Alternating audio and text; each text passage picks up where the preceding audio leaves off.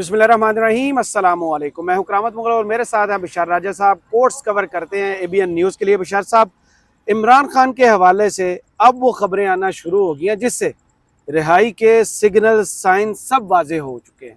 आज Lahore high court ने जो तफसीली फैसला जारी किया है उसको आप कैसे देखते हैं? उसका पैराग्राफ नंबर 6 जिसकी बहुत ज़्यादा इस वक्त जो है सोशल मीडिया पर जो तारीफ हो रही है, क्या इमरान खान पर सबसे बड़ा मुकदमा आपकी नज़र में भी जो बनाया गया था, जो मुकदमा डाला गया था, वो था 9 मई का? क्या इस फैसले के बाद भी अब कोई जवाब बनता है कि 9 मई के जितने इल्ज़ामात इमरान खान पर थे वो सब झूठ पर मबनी थे, वो सब धुल गए आज? बिस्मिल्लाहिर्रहमानिर्रहीम। बहुत शुक्रिया मुगल साहब। आज मेरे दोस्त ने भी ट्वीट किया है, वैसे अकील साहब ने, अकील मलिक साहब ने, ये जो जुतवाए गए थे फॉर्म 47 पे, ये तो मैं उनके मुंह पर भी कह चुका हूँ। मैं उन्हें कह चुका हूँ कि आपको जो है वकार के साथ ये काम करना चाहिए था डॉक्टर निसार चिवा की तरह, कि मैं नहीं भाई ये फॉर्म 47 नहीं लूँगा, और इनकार कर देना चाहिए था। उन्होंने भी ट्वीट किया है, कहा है कि मिन्नत की है, बल्कि उन्होंने एक तरह की। आप उन्हें नाज़रीन टीवी पर भी देखते होंगे वैसे अकील मलिक साहब को, कि उन्होंने मेहनत की है जी कि मैं इमरान खान साहब जो है ना वो मुज़ाकरात की मेज़ पर है। अब आज की तारीख में एकदम से ये कोई अजीब व गरीब का मामला, बहुत बड़ी डेवलपमेंट्स होना शुरू हो लेकिन गई। हम जो है ना वो इससे पहले 4-5 दिन पहले से आगाह है कि क्या हो रहा है। आज लाहौर हाई कोर्ट का जो तफसीली फ़ैसला आया है बस इमरान खान के हवाले से, जो 12 मुकदमात थे ना जी, 12 मुकदमात। क्रिकेट टीम 11 खिलाड़ी, एक 11 की होती है ना, एक 12वां भी होता है तौलिया वाला। रेलू कट्टा होता है। हाँ, तौलिया वाला। हाँ, रेलू कट्टा वो खिलाड़ी है, प्लेयर है ज़रा इमरान खान, और 12 मुकदमात उस पर बनाए गए थे और कहा गया था जी कि जुडिशल जिस्मानी रिमांड दिया गया। अच्छा, उस मुकदमे में उस जो तफसीली फैसला है उसमें बड़ी अच्छी चीज़ें लिखी हुई हैं, और बड़ा दांसू किस्म का वो जो फैसला है वो आया है। मेरे ख्याल में पाकिस्तान की अदालतों में हमेशा इस फैसले को नज़ीर के तौर पर लिया जाएगा। उसमें ये लिखा है जी कि जो, अब देखिए, जो काला दम हुआ था जिस्मानी रिमांड, और जो एक तो वो जो उनकी वीडियो लिंक पर हाजिरी हुई थी, व्हाट्सअप वीडियो लिंक थी, उसको भी काला दम करार दिया गया। अब वो लिखता क्या है जज इसका, वो लिखता है कि अदालतुल आलिया लाहौर का जज, जस्टिस एक पुन्नू अनवारुल हक पुन्नू साहब जी जी जी, और दूसरे थे सलीम जी शेख साहब, जी, जिन्हें मुल्तान बेंच में भेज दिया गया है। उन्होंने लिखा है जी कि एक जिस्मानी रिमांड किसका दिया जाता है नाज़रीन? जिस्मानी रिमांड उसका दिया जाता है कि ये मुगल साहब है ना, मैं जज हूँ, तो ये मेरे सामने अगर खड़े हो ना अदालत कोर्ट रूम नंबर 1 के सामने, अदालत के सामने, जिस्मानी रिमांड इनका होगा। अब वो लिखता है कि जिस्मानी रिमांड उसका नहीं हो सकता जो वीडियो लिंक पर हाजिर है, आज़ाद आदमी का होता है। पीछे उसके जो बंदा खड़ा था इमरान खान के, वो क्या पता था कि वो इमरान खान आज़ाद खड़ा है वहाँ पर, वीडियो लिंक के चीज़ें पेश हो जाए या हो रहा है, या पीछे कोई वो बतौर उनके कर्नल साहब जिस तरह नाम लेते हैं वो कर्नल साहब खड़े हैं पीछे, ये पता तो नहीं है ना कौन साहब खड़े हैं पीछे।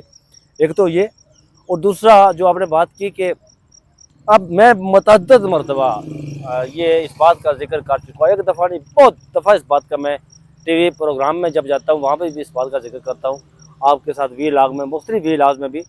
यार ये इन्होंने जो 9 मई के हवाले से जो इन्होंने मुकदमात बनाए ना थोक के हिसाब से, उसमें इन्होंने जो गवाह बनाया ना वो पुलिस को बना दिया गवाह इन्होंने। ये पूरी रियासत, अच्छा अभी सरताज गोल पे जो बनाया उसमें पुलिस वाला गवाह है। दिलचस्प बात क्या है उसमें आपको बात समझ आती है क्या? इस कौम की परेशानियां खत्म करने की पंजाब पुलिस ने जिम्मेदारी उठाई है, अपने ऊपर वो जिम्मा लिया है कि कुछ इस तरह की जो है ना हरकतें की जाएं कि कौम हंसना शुरू कर दे, मुस्कुराना शुरू कर दे। हाँ, ये भी हो सकता है, बिल्कुल आप बार बार वो चपेट खा रहे हैं और उसके बाद फिर मुंह उधर ही ला रहे हैं कि मुझे एक और मारे, मुझे और मारे। पुलिस वाला गवाह, वो जो ज़मान पार्क में मीटिंग का कहा गया उसमें पुलिस वाला गवाह, मोटरवे पर जो सुना किसी ने वो पुलिस वाला गवाह। वही है ना। आप ये देखिए, मैं नाथ भाई मैं मेरे दोस्त नाराज होते हैं जब मैं टीवी प्रोग्राम में बैठकर किसी के साथ जब डिबेट में बैठा हूँ, जरा वहाँ नून लीग के लोग भी बैठे होते हैं, वो नाराज होते हैं, वो इस बात पर नाराज होते हैं जी कि देखिए इसने ज़हन साजी की है। आज के फैसले में लिखा गया कि ज़हन साजी के कोई सबूत तो उन्होंने पेश नहीं किया ना, आज के फैसले में ये बात लिखी है जी।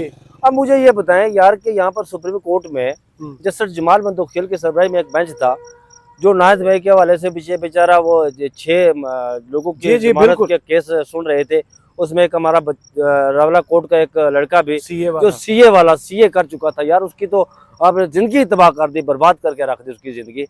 वो सुन रहे थे तो जो प्रोसिक्यूशन थी उसे जब अदालत ने सबूत मांगे, जैसे जमाल बंदूखेल आपको पता है कि वो किस जी। तरह के जज हैं, उन्होंने कहा जी कि हमें इसके हवाले से कोई सबूत दें। जी। जब प्रोसिक्यूटर से कहा उन्होंने कहा कुछ सीसीटीवी फुटेज दे, उन्होंने एकदम से कहा जी कि वो तो टूट गए थे सीसीटीवी फुटेज। कैमरे में सीसीटीवी फुटेज नहीं होती, अच्छा, उसकी रिकॉर्डिंग डिवाइस वो तो टूट गई थी, सीसीटीवी फुटेज वो कैमरे, अच्छा उन्होंने हाँ। कहा कैमरे तोड़ दिए गए थे। अच्छा ये पता नहीं किसने तोड़े।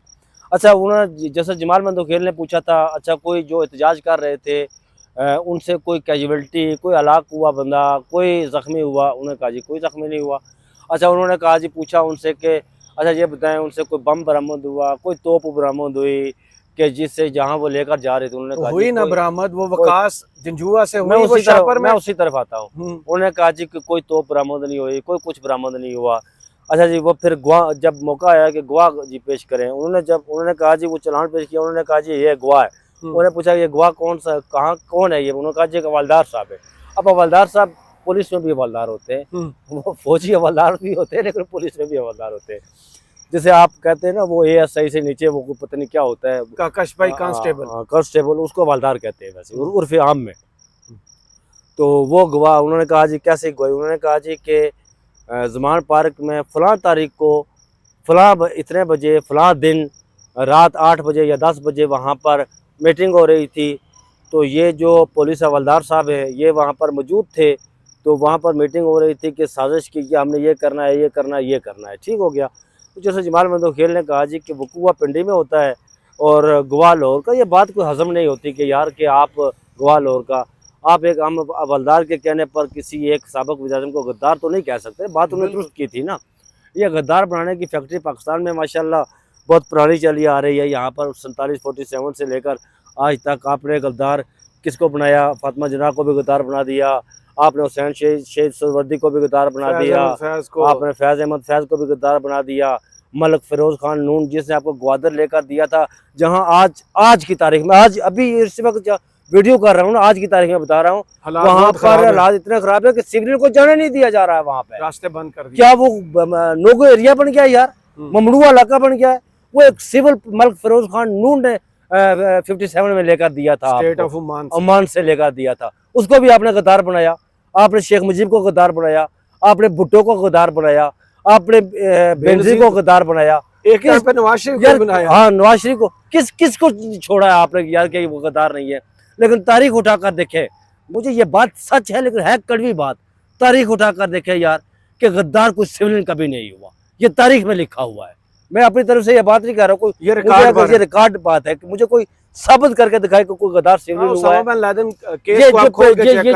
ये जो यहाँ पर जो जिसे हमारे 2 बंदे मारे थे यार, जी ऐसे के मारे थे बंदे लाहौर में, वो अमेरिकन क्या नाम था उसका, रेमंड डेविस रोड, यहाँ रह गए, रेमंड वापस चला गया। ये कौन था?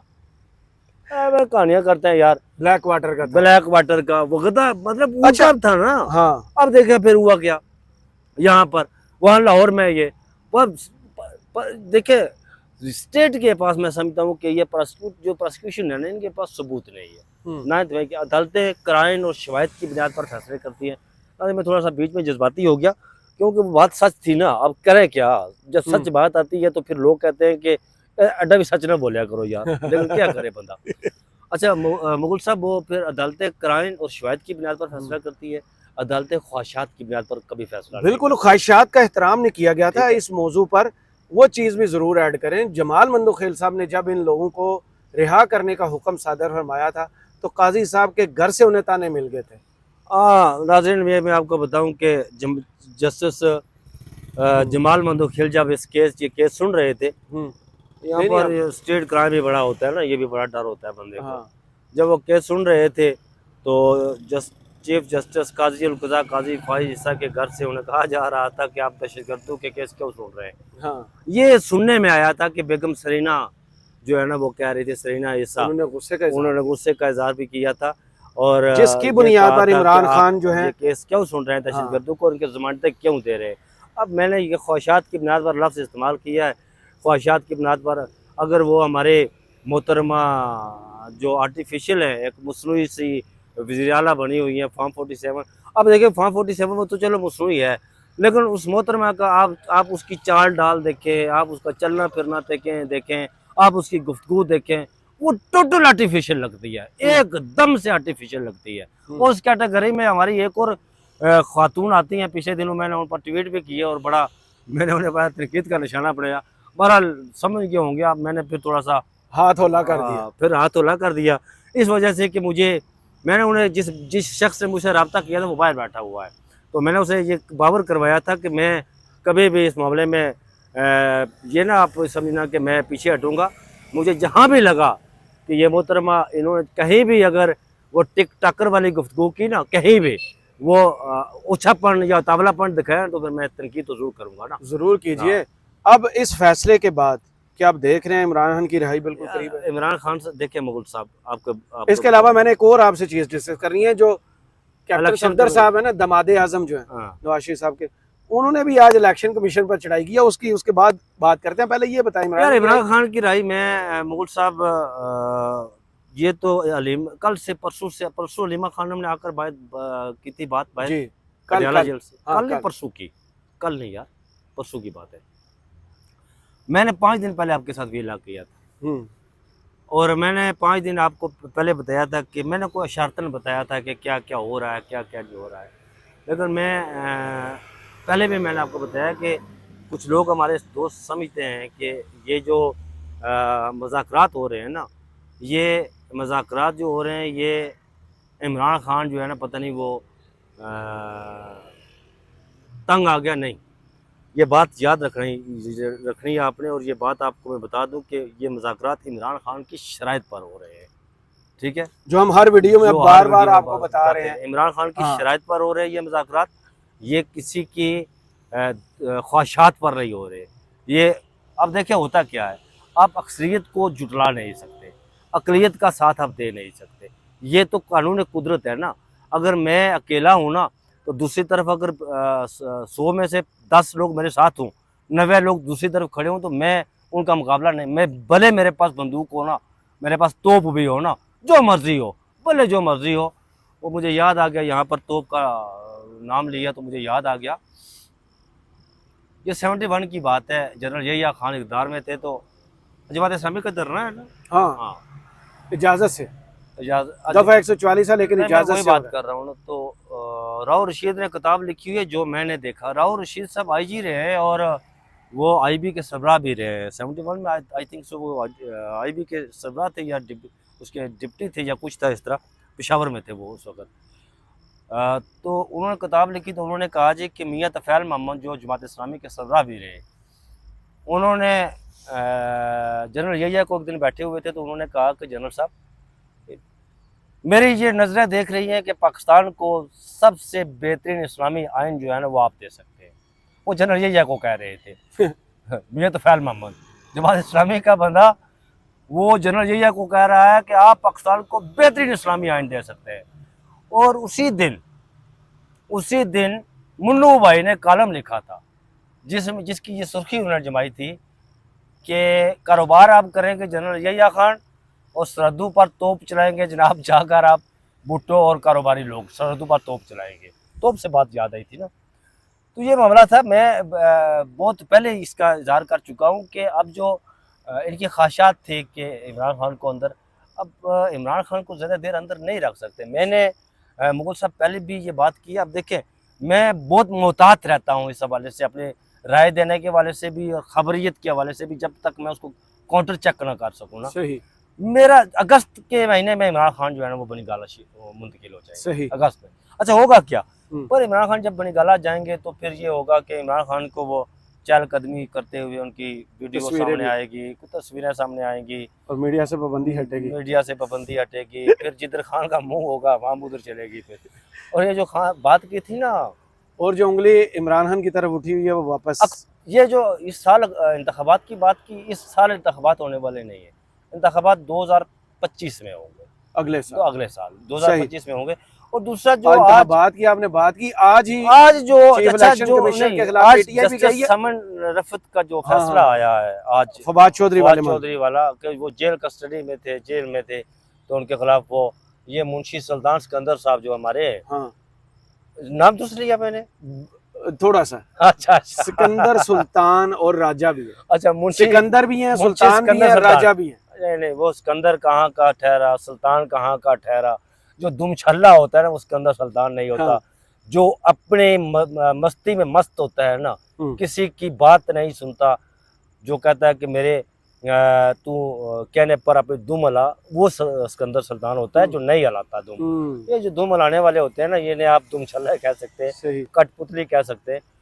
वो आज इस्लामाबाद हाई कोर्ट ने तमाचा मारा है उनके मुंह पर जनाब। फिर वो तमाचा, वो फिर इतना जस्टिस जोरदार कमर रफत तमाचा, साहबा। वो इतना जोरदार तमाचा मारा। अब देखिए, जो बंदा पहले से जेल कस्टडी में हो मुगल साहब, यार आप उसका किस तरह जाकर वहां ट्रायल कर सकते हैं। वो बुनियादी इंसानी हकूक के खिलाफ करार दिया है। जो आपका आइन का आर्टिकल 10 है ना, 10A फेयर ट्रायल का, जो कहता है फेयर ट्रायल उसी वक्त होता है जब आप बिल्कुल आजाद होते हैं। ठीक है, एक बंदा जेल थोड़ा सा मेरी तरफ ज्यादा आ गया। अच्छा, एक बंदा जेल कस्टडी में हो मुगल साहब, तो उसका किस तरह आप जाकर ट्रायल कर सकते हैं यार। आप क्या पता है कि वो जेल कस्टडी में हो तो उसके पीछे दाएं बाएं फरिश्ते खड़े हों। जैसे इमरान खान जब पेश होते थे, दाएं बाएं लेफ्ट राइट सब खड़े होते थे।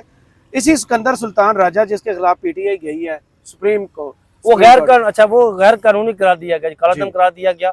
उस फैसले में लिखा गया कि बुनियादी इंसानी हकूक की ये वायलेशन है, जेल में ट्रायल नहीं हो सकता ता वक्ते के कोई बहुत बड़ा उज़र पेश किया जाए, कि जैसे इमरान खान का कोई उज़र पेश किया गया सिक्योरिटी रिस्क दूसरे तीसरे। अब फवाद चौधरी और मेरा सिक्योरिटी रिस्क क्या हो सकता है भाई। सही। तो इसके बाद वो मैंने बात जिक्र किया था कैप्टन सफदर का, उन्होंने भी घर से पत्थर मार दिया है। सिकंदर सुल्तान राजा को आज घर से पत्थर पड़ा है। अब पीछे हटने का क्या कहा उन्होंने उनके लताड़े जिसे कहते हैं, वो बोल भी नहीं सकता, जो वो लत्ते लिए जो उन्होंने जुबान भी इस्तेमाल की है। वो कैप्टन सफदर वो कहते हैं कि 5 बजे कैसे अनाउंस कर दिया था मानसेरा में नतीजा। मानसेरा के रहने वाले हैं, ज़ाहिर है वो वहाँ की जुबान बोलते हैं। वो फिर मैंने कहा ना घर से पत्थर पड़ गया, मलंग आदमी है वो। फिर कहते हैं जनाब कि मैं देखे नहीं, फिर वो मलंगी का दावा करते हैं ना, मैं वलियों का, वो कहते हैं मैं वलियों का मुंडा हूँ। आप मुंडा नहीं, बाबा जी बन गए हो। आपको पता है कैप्टन सफदर रहमान साहब की जो उम्र है, वो नवाज शरीफ साहब से 7 साल छोटे हैं। सिर्फ 7 साल छोटे। मैंने आपने बड़ा मैंने उनका आईडी कार्ड देखा हुआ है जी। अच्छा। और जब पनामा हो रहा था तो उस वक्त वो ज़ाहिर पेपर हमारे पास आते थे, नवाज शरीफ की डेट ऑफ बर्थ थी, मरियम नवाज की डेट ऑफ बर्थ, और वो सारा कुछ, वो आईडी कार्ड थे हमारे पास, आइडेंटिटी कार्ड उनके हमने देखे थे। वो 7 साल छोटे हैं नवाज शरीफ से।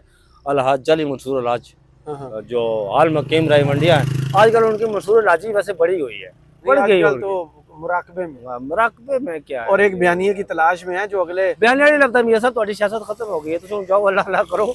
40-50 साल बहुत होते ना जी, तुम बहुत कर दी है सियासत, अब तुम जाओ अल्लाह अल्लाह करो। और देखे मुझे तरस आता है उन लोगों पर जो कहते थे रावी चैन लिख रहा है। अब बेचारे चैन की चौं अब बेचारा चैन वाले को समझ नहीं आ रही है कि मैं खबर क्या दूं, क्या लिखूं, क्या करूं। उन्होंने उसे इतना बेखबर रखा मुगल साहब, रावी को जो खबरें देने वालों ने इतना बेखबर रखा, अब उसे पता ही लग रहा है मैं क्या करूं जनाब। वो मुल्क से शायद बाहर है रावी। तो इमरान खान साहब अगस्त के महीने में आपके पास होंगे इंशाल्लाह। इस वक्त भी आपके पास है, आप ज़ाहिर है पाकिस्तान के लोग हैं, वो लोगों के दिलों में बसता है। तो आप अगस्त के महीने में फिजिकल और तैयारियां करें। वो स्टेज पर जब जाता है ना, तो वो अच्छा, एक बात मुझे इमरान खान की अच्छी लगती है, मैं इमरान खान का बहुत बड़ा नाकद भी रहा हूँ। मैं जब देखूंगा कि इमरान खान जब उसे बूट चाटना शुरू कर, उसको तनकीद भी करूँगा। वो हमेशा इमरान खान हमेशा मेरे पाकिस्तानियों का मुखातब करते हैं। और इमरान खान के पास नैब जाता है तहकीकात करने के लिए, तो इमरान खान साहब कहते हैं मेरे पाकिस्तानियों आप क्यों आए मेरे पास। उन्हें भी मेरे पाकिस्तानियों कहते हैं जनाब। तो है ना वो पाकिस्तानी ना, इस्तेमाल हो रहे हैं, वो अलग बात है। बहुत शुक्रिया बिशार राजा साहब आपका। कमेंट्स बॉक्स में ज़रूर बताइए वीडियो आपको कैसी लगी। इजाज़त दीजिए, अल्लाह हाफ़िज़।